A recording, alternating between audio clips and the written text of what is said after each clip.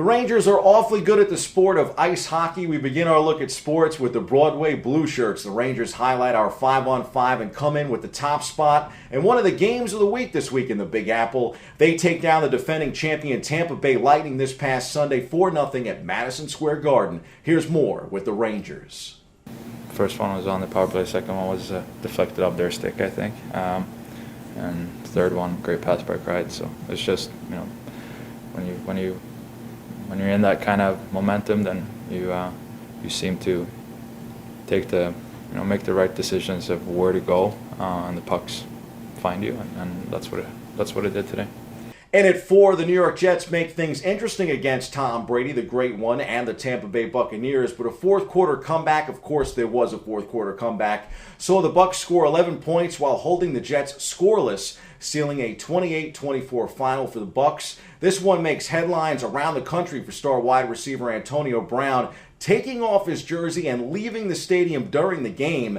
AB was told to play. He told the Bucs coaching staff he was injured and not ready to play, so head coach Bruce Arians cut him right then and there on the sidelines. Bizarre turn of events. Meantime, Jets head coach Robert Saleh took us inside Gang Green's latest defeat. It's unfortunate that we're going to be talking about the last sequence of events there, but I thought our guys were outstanding today. They deserve better. We won that game, and we've got to be better for our players. Zach was outstanding. Our run game was outstanding. All the way across the board, everybody was outstanding. Defensively, we held up, did a lot of great things. A lot of young guys made a lot of great plays, and there was a lot of things that I thought was fantastic from our group against a championship football team. And they deserve better. The Giants and Jets and their feudal ways will share a spot again this week. The G-Men are also 4-12 on the season, but while Gang Green has had moments of optimism, sadly, we can't say the same for Big Blue. You can't have success in this league when you turn the ball over the way we did, when you create short fields for a team. Okay, every team's going to take advantage of that with the types of position we gave the team. You can't have mistakes in the kicking game like we had at the end of the first half. That's a 5-point mistake. We can't do that. It's not acceptable. It's not going to be tolerated. So, in terms of how the team played, look, the one thing I'm repeatedly proud of is the way they play and they finish, and they fight and they play for each other. And they showed up to work. They practice hard. They prepare well. All right.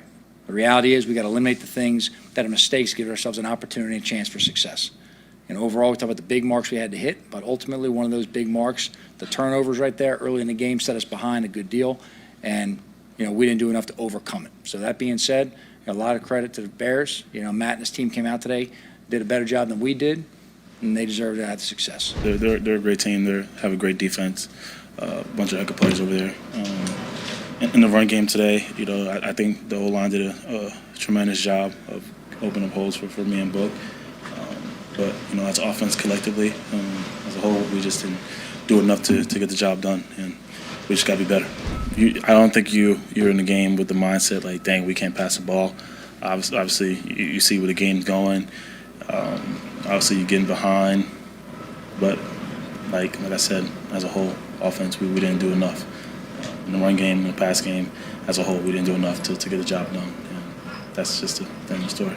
At 3, we move to college football and the annual bowl game here in the Bronx. The Pinstripe Bowl was all Maryland in this year's edition, a 54-10 crushing of Virginia Tech. We go back inside the locker room for more. I can't even put in, to words of just how proud I am of this team. As I told the seniors before the game, we'll forever be indebted for those guys because they really have put this thing on a really solid foundation that I think shows the trajectory of what our program can be. We've come a long way as a program since 2019. It's been a lot of hard work, hasn't been easy, but these guys have really bought in to what winning football, what you have to do to have winning football. The culture, the way you have to work, the habits and behaviors you got to create. To send the seniors out with a significant bowl win, a winning season, it means the world to me. And to me, these guys, like I said, I will forever be indebted for the leadership that they've shown.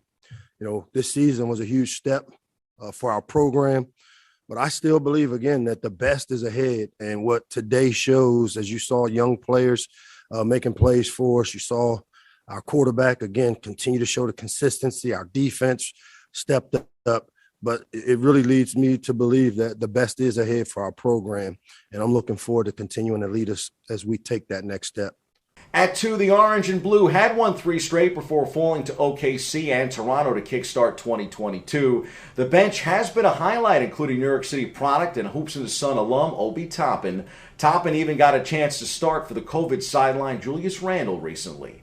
Everybody just has to step forward. Like when people go down, the next man has to step up. Everybody that's here is a great player. They got here for a reason. So, we have a couple guys out, and there's some new guys who never played together for real that's starting to play together, and we just gotta find that spark and find that connection and ride on from there. So. And we saved number 1 for a man who will forever be number 1 in the game of football, and that's John Madden, the Hall of Fame coach and broadcast legend, passed away on December 28th. His impact on the game of football was more than his contributions on the field. The coaching icon not only led the Raiders to championships and iconic status, but also was the most popular football commentator on the air, winning 16 Emmy Awards and starring in commercials, becoming a big star. If that wasn't enough, a popular NFL video game franchise named after him cements his legacy threefold. Rest in peace, John Madden. The sport won't be the same without you. We count up here on the back end of 5-on-5 at 1. The national championship game is set. We have Georgia and Alabama in the college football finale. The championship goes down this Monday night, January 10th, following Bama's semifinal win over Cincinnati and Georgia's semifinal victory over Michigan. Should be another goodie on the college football gridiron. We'll stick with football, but we'll turn to the pros. At number 2, the G-Men round out a playoff-less season against Washington at home.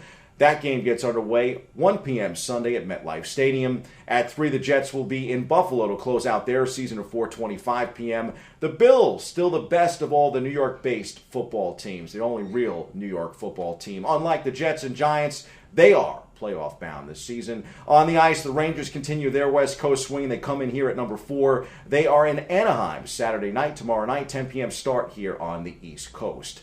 And rounding out 5-on-5 on the NBA hardwood, the Knicks are in Boston Saturday night to face the rival Celtics, and the Nets are home in Brooklyn to welcome the reigning champion Milwaukee Bucks. And on Sunday, they will square off against San Antonio. The first 2 games mentioned here are 7:30 starts, while Sunday's Nets game has been rescheduled for an earlier noon tip-off in Brooklyn.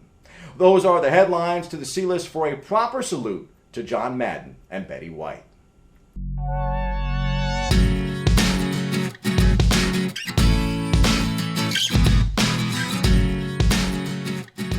John Madden wasn't the only star we said goodbye to in the final days of 2021. The beloved actress Betty White died on New Year's Eve, just 18 days before her 100th birthday. She had recently explained her longevity, saying, open quote, "I always find the positive," close quote.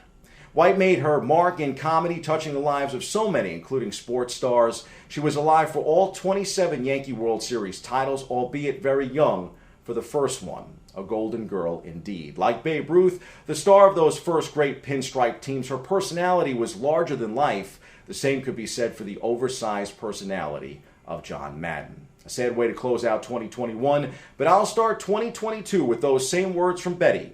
Find the positive, or at least try to. That's your look at sports. I'm Bobby C.